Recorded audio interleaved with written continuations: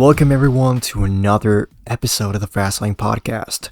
This one is a really short one, and there's a lot of lore in this one, because I'm back in Chile again. After a long time of no episodes, I'm back in Chile, and I'm going to the big city now. In just a couple minutes, I'm gonna be traveling to the big city of Santiago to see more family, and, I stood up all night, and I was like, you know what? What the hell? I'm gonna give a call to my homie Josh, so we can record a mini podcast. Yo. So, I was just seeing lots of videos popping up about Tokyo Extreme Racer. Yep. And I've been taking a look, and holy shit, it looks good. It really looks good. I don't know, I've seen VTubers streaming it for dozens of hours already, and it's nuts. At the time of recording, it's just 3 days away from releasing on early access. Yeah, so by the time that this comes out, it's probably it'll be out. It'll probably be out. But are you getting it? What's it called? I'm thinking about it, but yeah, what's it called? I remember the last game that was in the same line as Tokyo Extreme Racer was Import Tuna Challenge, which I think only released on the Xbox 360 if I'm correct. Mm-hmm. Yeah. And that looked really good. I remember wanting to get that for ages, but I could never find a copy. And now that Tokyo Extreme Racer is actually back this time and not a mobile game, because I remember back in 2017, I think it was New Year's. I think it was New Year's or something like that, or at the end of 2016 maybe. They announced the mobile game, and I was just everyone was just really? This is, what did we do to deserve this? Now obviously at that time I wasn't aware. I mean, I was aware of the prestige of this franchise, but even me not knowing that much, and I didn't really play any of the games, I was still what is this? And so now to see it actually back is kind of crazy, in the big year 2025. Yeah, true. Where we're getting Tokyo Extreme Racer. We got Tokyo Extreme Racer before GTA 6. I'm sorry about that. I'm sorry. I hate that name. But yeah, I've got a list of all the aftermarket brands, and it's actually insane. NK, BN Sports, Deluxe. It's so nuts, the amount of parts they have in there. And it's Genki. They're so small, and they have a shit ton of parts in there. I imagine they have all the connections though. They're probably yeah, we'll hook you up, I'm sure that's the case too, but I don't know, the game looks amazing, and what do you call it, the optimization, from what I've seen, it's crazy, actually nuts. Yeah, what's called I guess because it's only set on the, I forgot what they call it, the highway. Yeah. It's there's only so much that they really have to render out, and they get to just optimize the crap out of the game, and it looks great. Yeah, it actually looks really, it has some nice vibes, to be honest. And even though I just played Tokyo Extreme Racer 3, I feel it's a love letter to that game. And I love that they remade the battle song. Whenever you face someone, that little song that begins every time you start a race, they remade it, and it's insane. Yeah, that's really cool. But yeah, it's a shame that it's only on PC. If it was on consoles, I would cop it instantly. Yeah, that is a bit of a shame, the fact that it's only on PC for now. I imagine, because I remember I was watching that, I think it was CJ who did an interview with them. And I think they mentioned if there's enough support, which I think there will be, I think eventually they'll get around to releasing it on consoles. So I think it's more than possible for it to happen. Hopefully they get all the support, because they deserve it. Yeah, this looks amazing. And by the way, shout out to Craptastic Jack for all that cool ass info. Yeah, the fact that he got what was it? I think he got sent out there, or like invited at least. Yeah. Like that was insane.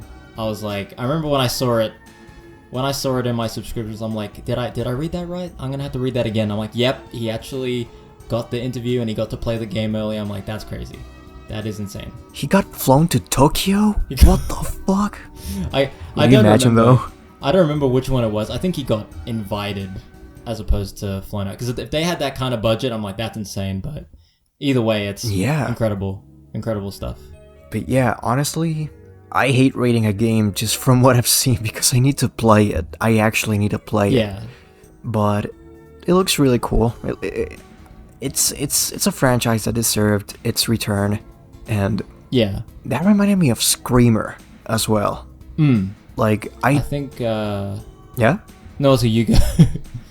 No, like I remember the reveal at the Game Awards, and I wasn't even aware of that franchise. And it's crazy that they brought back a franchise that was so dormant that almost nobody knew about it. It's crazy.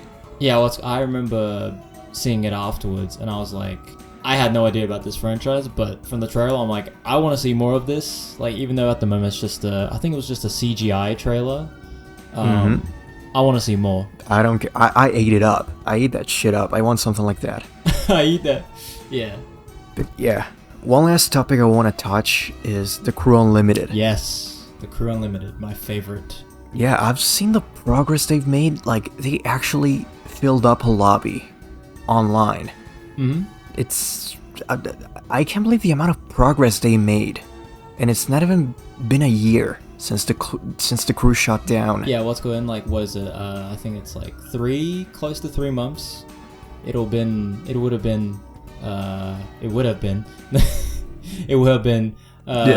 3.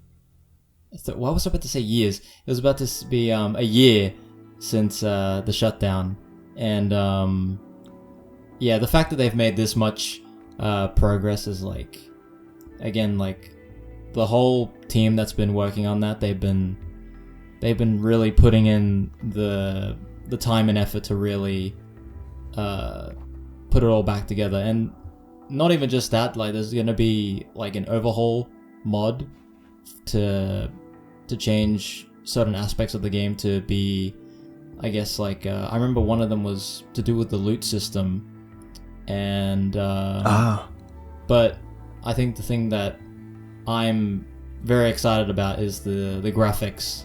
Like, they're not able to entirely bring back like pre-Wild Run graphics, but they're able to bring some of the graphics that were I guess like disabled or just like completely removed, I think, in some cases.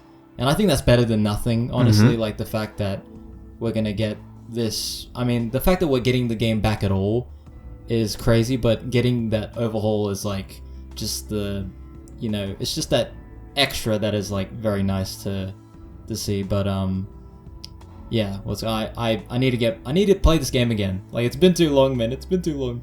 Yeah, no, the Crew 2 doesn't scratch that itch. Like, I need to play the Crew 1 again. And yeah, these guys have done like an Herculean task. That is huge. And honestly, I applaud them. They did some good shit in there. But yeah, it's funny. Like, since the last episode we recorded, there was the expansion and test drive to Solar Crown. We got the lockdown update. And Need for Speed Unbound, which was insane, and I loved it.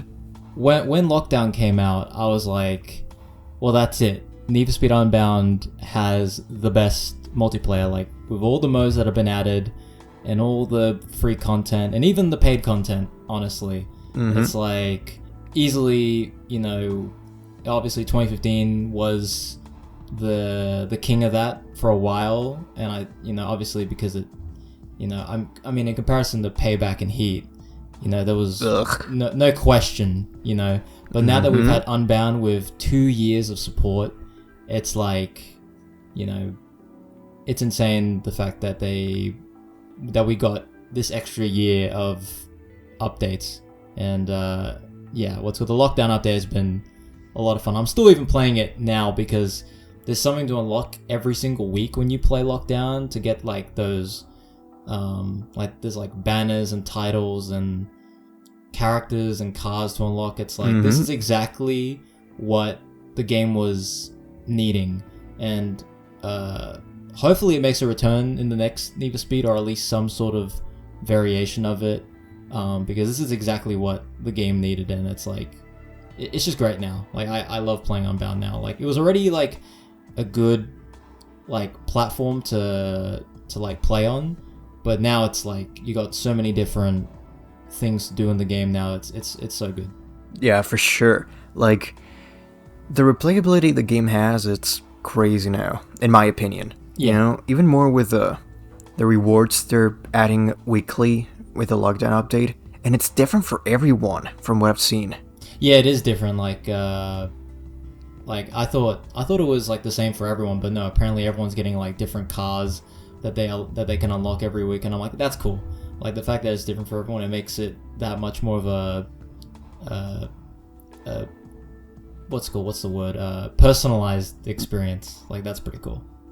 Yeah, like every experience is unique in there, and honestly, I like that a lot, and I'm looking forward to see what Criterion's gonna do with Need for Speed in the future, for sure. Mm-hmm. I mean, at this point, like, it's looking to be, like, I really thought it was gonna be, like, 2025 that they were gonna release the next game, but obviously with the extra year of updates, it's looking to be, like, 2026, 2027, which is a long time, but Ooh. honestly, I'm willing to wait because we've had this extra year of updates. It's like fair enough, you know. It's gonna be a while. It's gonna be a while, but I think we're gonna feel it. We're gonna feel it. It's gonna be like similar, honestly, to like the gap between Heat and Unbound. Although in this case, it's gonna be what, like 4 to 5 years. Because Unbound was 2020. It's gonna be way longer. Yeah, because Unbound was 2022, which is crazy. I forget that it was released in 2022 with all these updates. It's like, yeah, it's mind blowing.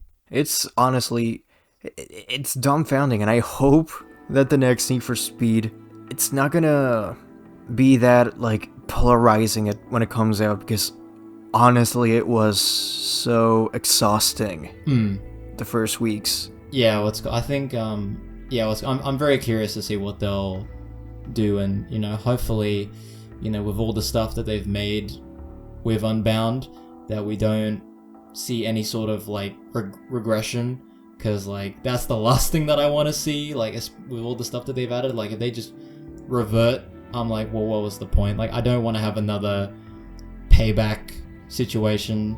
Oh no, we definitely do not want that. So, you know, I mean, like it feels like, you know, we're definitely in that period of time again with Need for Speed where it's like we've had a really high point with Unbound, but now it's like we're waiting out to see what they'll do with the next game, and hopefully they know exactly what the people are generally wanting, because obviously you can't please everyone, but I think at this point it's like they have to know, you know, the general gist of like what everyone kind of wants out of a Need for Speed game. You asked for it, you got it. Tyler Morgan's back. Yeah. Hell yeah. Hell yeah. Like a Smash Bros character, he just gets revealed in the middle of the fucking conference in E3. Yeah. Yeah, he's gonna come back. You watch, he's gonna come back. Yeah, just watch. Just trust the process. Just trust the process, bro. I was gonna ask you, the last question before I have to dip. Do you think they're gonna show Forza Horizon 6 this year? It's like, honestly, I would say it's like the same feeling as like whether or not Need for Speed is gonna come out next year or the year after. Like it's 50-50. And if it isn't Japan, I will be very upset. No. If it's not Japan, I'm not buying it. I honestly do feel like it's 50-50. No initial D reference, no gas, no Aerobeat. Are you kidding me? No buying from me. No buying from me. Yeah, it's 50-50. Like, I honestly don't have any other thoughts on it other than it's just like, Maybe. You know, we'll see when we get there. It's funny because in my case, I'm completely confident they're gonna show something. Because they added the backstage passes in Forza Horizon 5, which means they're really close to finishing the content cycle, you know? And I'm sure they're gonna show something this year. And if it's not in Japan, then that's okay with me. It can be anywhere else, as long as they nail it, you know? Yeah. But anyways, that was a really interesting roundup of news. Like, I expected it to be more urgent because I need to go in a couple minutes.